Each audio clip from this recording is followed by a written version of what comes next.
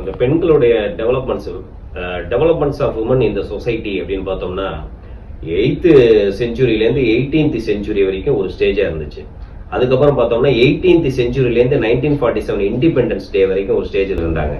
ஆரம்ப காலத்திலாம் பார்த்தோம்னாக்கா purdah system, sati system, polygamy system, child marriage சிஸ்டம்னு சொல்லி பெண்களை கிட்டத்தட்ட ஒரு அடிமை லெவல்லையே வச்சிருந்தாங்க 8th செஞ்சுரியிலேருந்து 18th செஞ்சுரி வரைக்கும்.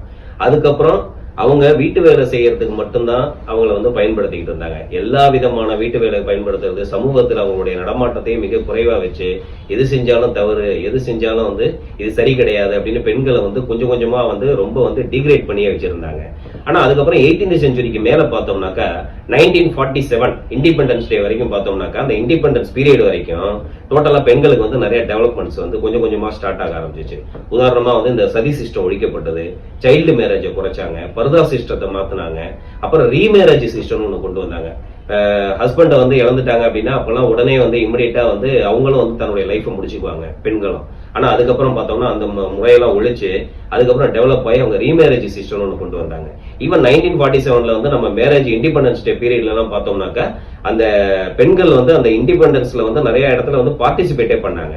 இன்னும் சொல்ல போனா ரொம்ப அடக்குமுறையெல்லாம் இருந்த காலத்திலேயே தான் ராணி மங்கம்மாள், ஜான்சி ராணி லட்சுமிபாய் போன்ற பெரிய பெரிய லெவல்ல இந்த பெண்கள்லாம் கொஞ்சம் கொஞ்சமா தங்களுடைய டெவலப்மெண்ட்ஸ் ஸ்டார்ட் பண்ணாங்க.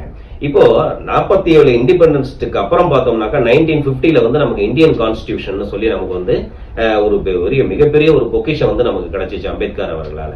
இந்த 1950 இந்த கான்ஸ்டிடியூஷன்ல பார்த்தோம்னா அதுக்கப்புறம் சட்ட நுணுக்கங்கள், சட்ட முறைகள்லாம் நிறைய மாறிச்சு.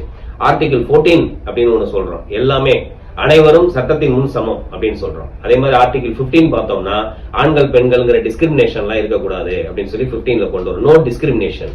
அதே மாதிரி ஆர்டிகிள் 16 பார்த்தோம்னாக்கா ஈக்குவல் ஆப்பர்ச்சுனிட்டி, அனைவருக்கும் எந்த விதமான விஷயமுமே சமத்துவமா எல்லாரையும் கையாளணுங்கிறதா 16. 39D பாத்தீங்கன்னா வேலை செய்யற இடத்துல எல்லாம் ஆண்கள் பெண்கள் இல்லாம equal pay for equal wage, equal pay equal wage, equal work அப்படி கொண்டு வந்தாங்க. ஸோ இதெல்லாம் பார்த்தோம்னா கொஞ்சம் கொஞ்சமா டெவலப் ஆகி வந்துச்சு. ஆனா கிட்டத்தட்ட 90ஸ்க்கு அப்புறம் பார்த்தோம்னாக்கா நிறைய 33 90 to 93 73 74th அமெண்ட்மெண்ட் ஒன்று கான்ஸ்டிடியூஷன்ல இன்ட்ரோடியூஸ் பண்ணி பெண்களுக்கு 33% எஜுகேஷன், அவங்க எல்லா இடத்துலயும் முன்னேறணும் அப்படின்னு சொல்லிட்டு அவங்களுக்கு வேலை வாய்ப்புகள் 33% கொண்டு வந்தாங்க. அதுக்கப்புறம் கொஞ்சம் கொஞ்சமா டெவலப்மெண்ட் ஆகி இன்னைக்கு பெண்களோட நிலைமை கிட்டத்தட்ட ஒரு மிகப்பெரிய வளர்ச்சி அடைஞ்சிருக்கு.